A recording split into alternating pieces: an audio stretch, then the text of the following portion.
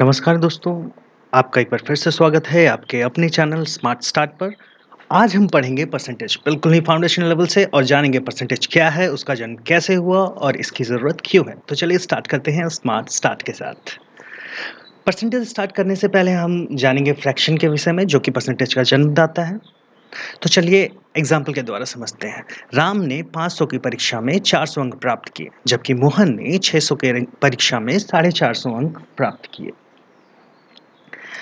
हो सकता है आप कहें मोहन ने 450 अंक प्राप्त किए तो वो राम से ज़्यादा है जिसने 400 अंक प्राप्त किए। लेकिन क्या हम कंपेयर कर सकते हैं?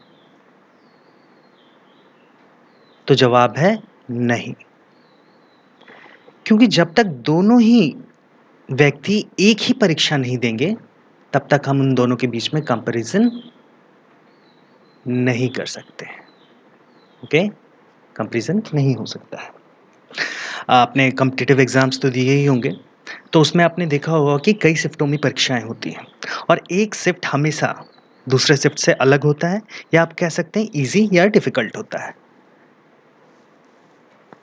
फिर भी हम उसमें कंपैरिजन करते हैं। तो हर चीज़ को कंपैरिजन करने का एक तरीका होता है और परीक्षाओं में क्या होता है, नॉर्मलाइजेशन मेथड को अपनाया जाता है। ठीक है?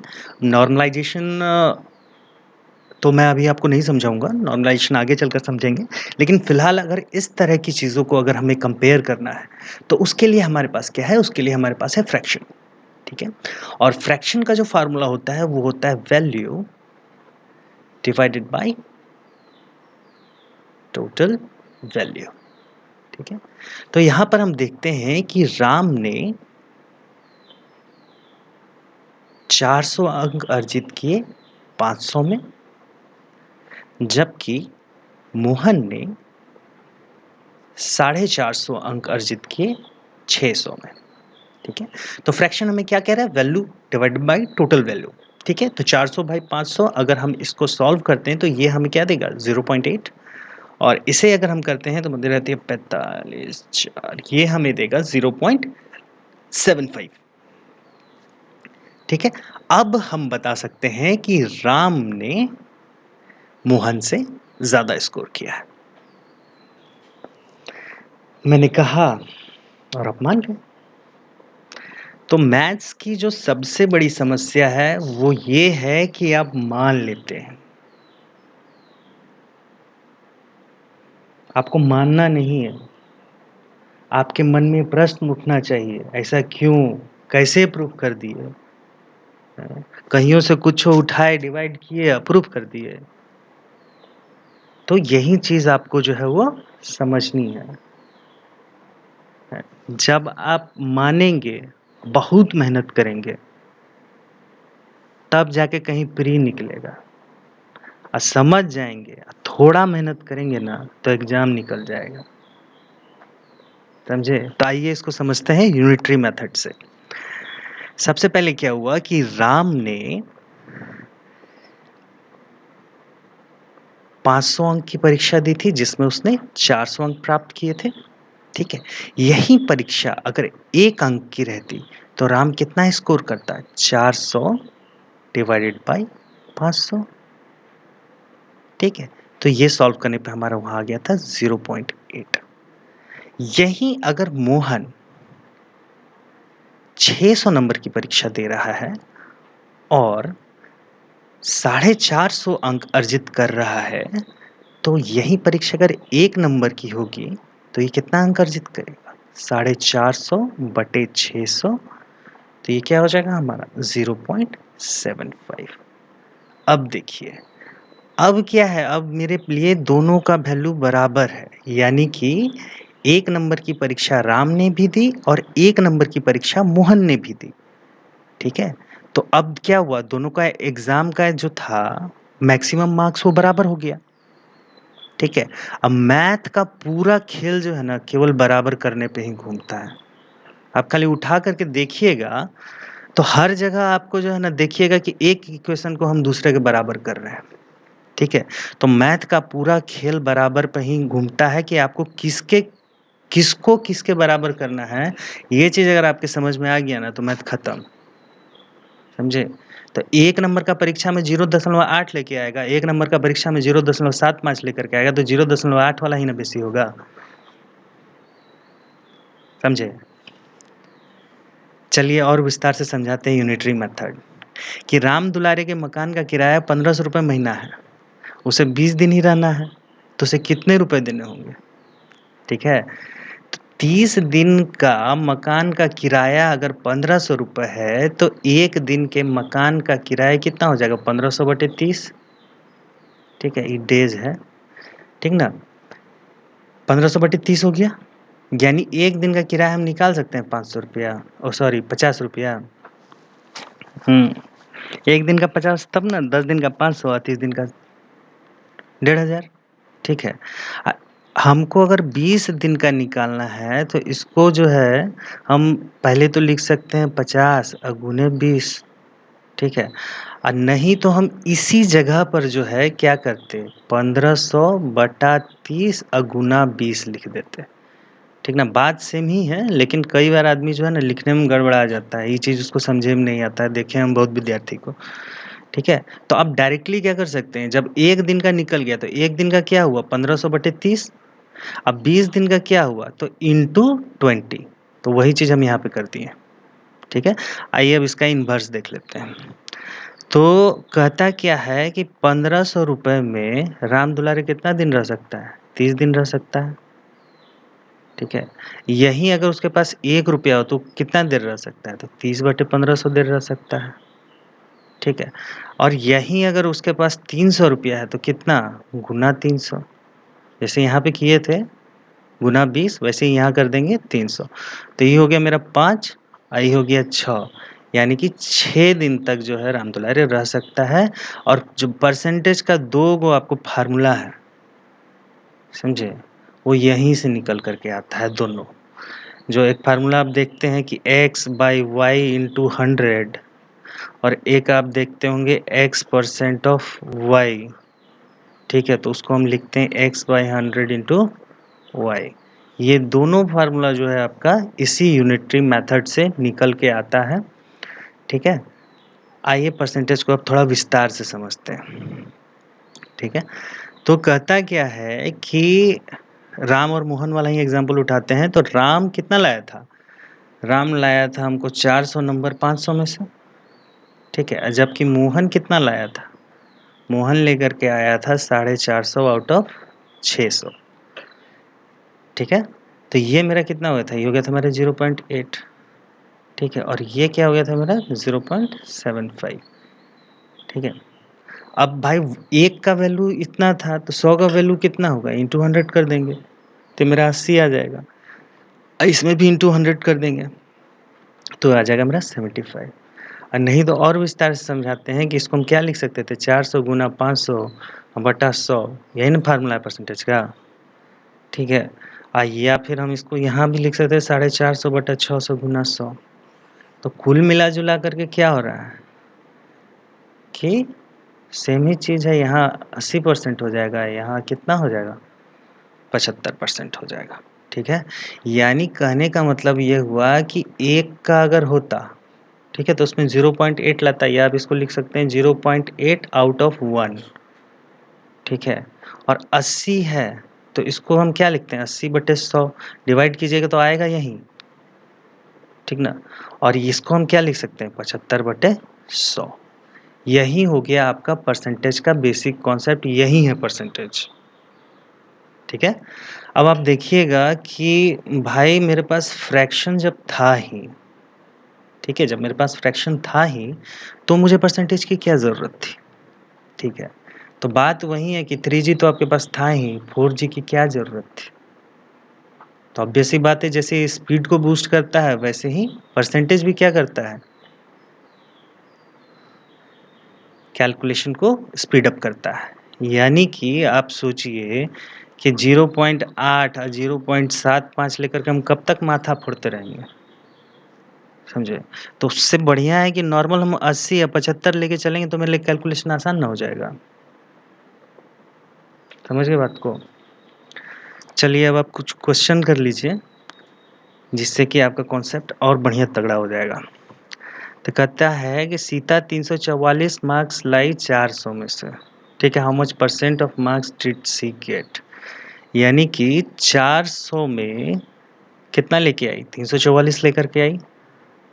यही परीक्षा अगर 1 नंबर की होती तो ये कितना लेकर के आती, 344 बटे 400, ठीक है। और यही परीक्षा अगर 100 नंबर की होती तो गुना 100, ठीक है। तो आप इसको क्या करिए, डिवाइड कर देंगे तो ये मेरा आ जाएगा 8 चौक 32, 24 6 86%, ठीक है।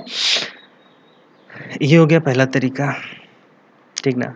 अब दूसरा चीज समझिएगा, ये जो 400 है, आई है 344, इसी 400 को हमको 100 बनाना है, समझे बात को। यही जो है 400, इसी को हमको 100 बनाना है और उसके हिसाब से फिर हमको बताना होगा कि ई मार्क्स 100 में कितना। 400 में तो 344 है, लेकिन यही चीज हमको 100 में कैलकुलेट करना होगा तो कितना, ठीक है। तो अब देखिए कि अगर हम डायरेक्टली इसको 4 से भागा दे देंगे तो 100 बन जाएगा, तो इसको भी 4 से भागा दे दीजिए तो ये भी मेरा 86 बन जाएगा, ठीक है। अब देखिए 100 होगा तो ये वैल्यू कितना होगा, 86 होगा। 200 होगा तो ये वैल्यू कितना हो जाएगा, 80 80 160 172 हो जाएगा। यही वैल्यू अगर मेरा 300 होगा तो कितना होगा, फिर 86 इसमें जोड़ दीजिए तो 8 7 15 5 और 258 हो जाएगा। यही अगर मेरा 400 का होगा तो ये मेरा कितना हो जाएगा, 344 हो जाएगा। कहने का मतलब यही है कि देखिए वैरी कैसे कर रहा है, उस पे आप ध्यान दीजिए, ठीक ना। कि मेरा जो है 100 में हमको 86 आएगा, 200 में 172, 300 में 258 और 400 में इतना। हमको क्या 100 पे कैलकुलेट करना है। हमको 200 पे कैलकुलेट करना रहता है तो हम 172 लिखते, 300 पे रहता है 258 लिखते, ठीक ना। इस सब हम किससे निकाल लेते, यूनिटरी मेथड से आराम से निकाल लेते। लेकिन फिलहाल हमको क्या करना है, हमको 100 पे कैलकुलेट करना है, क्योंकि परसेंटेज कहता है प्रति 100, ठीक है। आगे बात समझ में। आइए अब दूसरा क्वेश्चन देखते हैं। कहता है student scored 30% in an exam of 80 marks, how much marks did he get, ठीक है। कहता है कि 100 की परीक्षा में 30 नंबर लेकर के आया, ठीक ना। तो यही परीक्षा अगर 1 नंबर की होती तो कितना लेके आता, 30 बटे 100। यही परीक्षा अगर 80 नंबर की है तो क्या, गुना 80। तो कितना हो गया, ये हो गया 4, ये हो गया 5, ये हो गया 6, तो कितना नंबर लाया, 24, ठीक है। ये तो यूनिट्रिस बताए। अगर इसी को हम नॉर्मल करते, जो परसेंटेज का फार्मूला है, तो हम इसको क्या लिखते, 30 बटे 100 गुना 80, बात वही है। यहाँ से भी 24 आ जाता। थोड़ा सा बहुत लोग जो है करके जो है अपने आप को हाई फाई समझने लगता है, तो कोई बड़ा हाई फाई वाला चीज़ नहीं है कि वो कर देता है सीधे 3 गुना 8 इज इक्वल टू 24। वैसे एग्जाम में आपको यही अपनाना है, इतना नहीं जाना है, ठीक है। और आप धीरे धीरे प्रैक्टिस कीजिएगा तो हो ही जाएगा, क्वेश्चन वगैरह बनाने लगिएगा तो, ठीक है। तो 8 गुने 3 बराबर 24, तो इसमें कोई बहुत तोप नहीं है, ये खाली है 30% ऑफ 80, ठीक ना। तो 30% ऑफ 80 का मतलब क्या, 30 बटे 100 तो ये पहले हो गया। 30% का मतलब वहाँ पीछे बताए थे ना, 80% का मतलब क्या, 80 बटे 100। तो ये चीज़ जो है ये आप ऐसे कटा दीजिए तो ये देखिए ये 3 गुना 8 हो गया, काहे कि 100 है, ये है 100 का मतलब क्या हुआ, जब हमको किसी चीज़ से 10 से डिवाइड करना रहता है, सपोज कीजिए कि मेरे पास 90 है, कहेगा 10 से डिवाइड कीजिए तो 1 पॉइंट लगा देते हैं, ठीक है। कोई कहेगा 75 है, 10 से डिवाइड कीजिए तो 7 पॉइंट लगा देते हैं, कहेगा 100 से डिवाइड कीजिए तो 0.75 कर देते हैं। उसी तरह से हमको 100 से तो डिवाइड करना ही है। अगर हमको ये कह देता है कि सपोज करिए कह देता है 75% ऑफ 90, ठीक ना। तो हमको 100 से डिवाइड करना है, कहे कि परसेंट है तो 100 से डिवाइड करवाएगा ही हमको। तो हम 1 पॉइंट इधर लगा लेंगे, इसमें 1 पॉइंट इधर लगा लेंगे, सिंपल हो जाएगा। मतलब 7.5 से 9 को गुना कर देंगे, ठीक है। नहीं तो अगर आप करिए तो 90 को 90 रहने दीजिए, इसको 0.75 कर दीजिए, कोई बड़ा बात नहीं। लेकिन हमको क्या है, हमको कैलकुलेशन को आसान बनाना है। तो कैलकुलेशन आसान कैसे बनेगा, तो जैसे ये 30 था, ये 80 था, तो 1 पॉइंट यहाँ लगा लिए, 1 पॉइंट यहाँ लगा लिए, तो 3 गुने 8 बराबर 24, ठीक है। चलिए अब देखिए यूनिट्री का कितना सुंदर इस्तेमाल होगा यहाँ पे। इस तरह का क्वेश्चन आपको यूनिट्री हर जगह देखने के लिए मिलेगा, इसलिए यूनिट्री पढ़ा दिए। ज़रूरत नहीं था यूनिट्री का, लेकिन यूनिट्री जो है ना वो बेस है, समझे। मैथ का शुरुआत जो है ना आप समझिए प्लस माइनस इंटू और डिवाइड के बाद यूनिट्री है, ऐकिक नियम जो है वही है, उसके अलावा कुछ नहीं है। तो देखिए कैसे सॉल्व होता है ये। कहता है 92 का वैल्यू 460, ठीक है? देखिए कैसे, विक्टर जो है 92% मार्क्स लेकर के आया एग्जामिनेशन में। अब कहता क्या है कि 400, दीज आर 460 मार्क्स, मतलब कहता है कि 92 का वैल्यू 460 के बराबर है, तो 100 का वैल्यू कितना होगा? 100 कैलकुलेट करते हैं परसेंटेज में। तो 92 का वैल्यू 460, तो 1 का वैल्यू कितना हो गया मेरा? 460 बटे 92, और 100 का वैल्यू कितना? गुना 100 हो गया। 46 से 92 यहाँ 2 बार में कटेगा, 10 5 बार में कटेगा। इसका आंसर क्या होगा? 500। यानी ये टोटल परीक्षा कितने की थी? ये टोटल परीक्षा थी 500 मार्क्स की, ठीक है? चलिए, तो हो गया बेसिक कॉन्सेप्ट। अब दो क्वेश्चन बना लेते हैं इसमें। ये भी क्वेश्चन कई जगह देखे हैं, इस तरह का क्वेश्चन पूछ देता है, CHSL वगैरह में देखे हैं, ठीक ना? तो कहता है कन्वर्ट फ्रैक्शन इनटू परसेंटेज। तो 47/100 फ्रैक्शन का मतलब क्या हो? जब भी हमको किसी चीज़ को परसेंटेज में अगर कन्वर्ट करना है तो हम क्या करेंगे? उसको 100 से मल्टीप्लाई कर देंगे, तो इंटू 100 कर देंगे। ये जितना भी है सबको उठाना है, सब में इंटू 100 कर देना है। आपका ये जो है सारा का सारा सॉल्व हो जाएगा। इसको बना लीजिएगा, ये ज़रूरी चीज़ है, ठीक है? आगे देख लेते हैं। कहता है कन्वर्ट परसेंटेज इनटू फ्रैक्शन। अब जहाँ हम फ्रैक्शन को परसेंटेज में कर रहे तो मल्टीप्लाई कर रहे थे, अब इसमें हम क्या करेंगे? इसमें डिवाइड कर देंगे। कहता है 32%, मतलब आप जान ही रहे हैं कि 32/100, मतलब 100 में 32 से ना हुआ। ये कहता है 6 24 और 25/4, फिर इसको डिवाइड कर देंगे तो 25/400, ठीक है?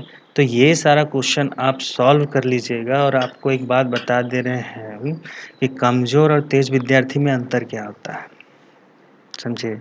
कमज़ोर विद्यार्थी जो है ना, वो मेथड के पीछे भागता है, समझे? कमज़ोर भागता है मेथड के पीछे, और तेज विद्यार्थी जो रहता है ना, वो भागता है कॉन्सेप्ट के पीछे, समझे?